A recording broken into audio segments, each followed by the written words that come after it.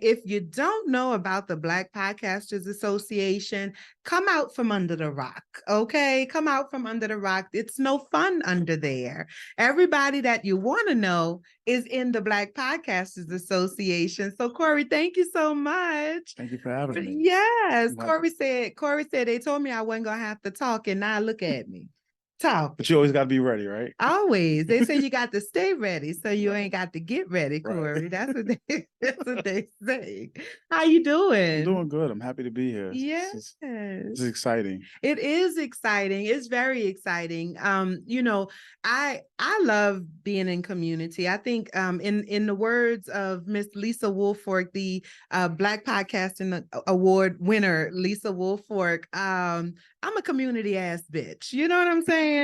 And so as a part of this community, this Black podcasting community, one of the things that I was very excited about this year was that the Black Podcasters Association membership had an opportunity to vote on the industry specific categories, right? So like editing and producer, et cetera, et cetera. And so I definitely made it a point to vote. I hope, did y'all vote? Y'all Black podcaster members, y'all get up in the chat and let me know, did y'all vote? Because I definitely exercised my right to vote. And I smiled the whole time that I was doing it. Yeah. Talk to me a little bit about, this collaboration in general, and like just for the first time, really giving us and the Black Podcasters Association membership an opportunity to recognize our peers.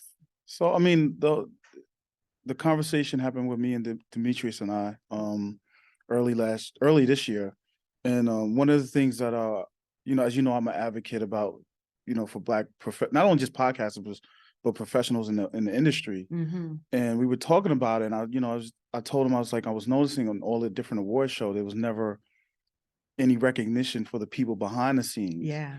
So like editors and producers and the people who help to make these award-winning podcasts successful. Absolutely. And we just kind of like were brainstorming on how we could do it. And he was like, well, would you like the members of the BPA to be able to vote on that? So I was like, let's test it out. Let's see how that goes. And it was a pretty good idea. And the idea of it really is just, you being voted on by your peers, right? Yes. You're being recognized by your peers. And we have a lot of, in the BPA, people aren't just podcasters. Many podcasters wear the hats. They're editors, they're their own producers, or they're working on other people's projects. So like people like myself that don't have a podcast, they're helping other people behind the scenes. So it was like, well, how do we figure out a way to recognize these integral positions and these integral people that help make these awards possible? Yeah. So. I think as a producer, I'm a host producer, right? So I think a lot of times people try to put you into one category, and like you said, a lot of times in podcasting, it just doesn't work like that. Like, even if you're a solo podcasters, which a lot of indie podcasters are, like, if you don't have money behind you, or if you're not connected to a network, then you are doing everything yourself. And I think when I first made the decision to, start working toward becoming a professional podcaster, or like making this a career for myself, I think there was like a learning curve for me, or not. I don't know if I want to call it a learning curve, but there was definitely a transition period for me, because I didn't see myself as the editor, the producer, the sound designer, the host. It was just like, oh, I got a podcast, Right. But when you are an indie podcaster and you're doing all of these things,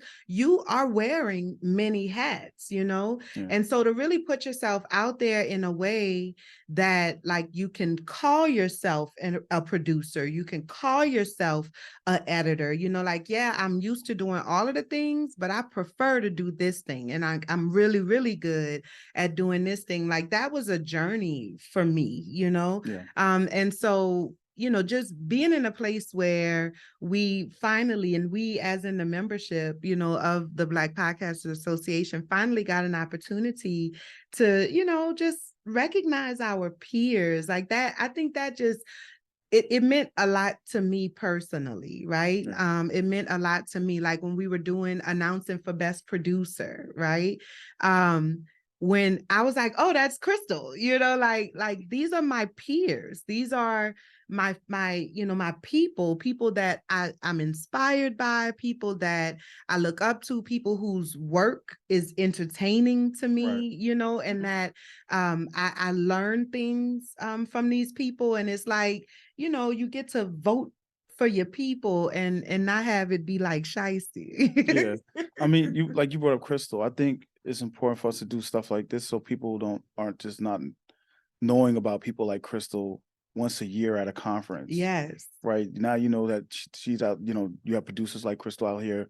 They're working every day, hard every day. So it's good to recognize them. And I think for the BPA, for me, it was also like, I looked at it like this is how we solidify ourselves as not just a fringe community that, like a Facebook group, but we're serious about what we do because all the members are serious about what they do. Absolutely. And we're a staple in this industry, just like everybody, just like all the bigger organizations. So. Yeah, absolutely. I think that's one of the things that like in my own journey as I move through this kind of transition place from indie, moving into professional. One of the things that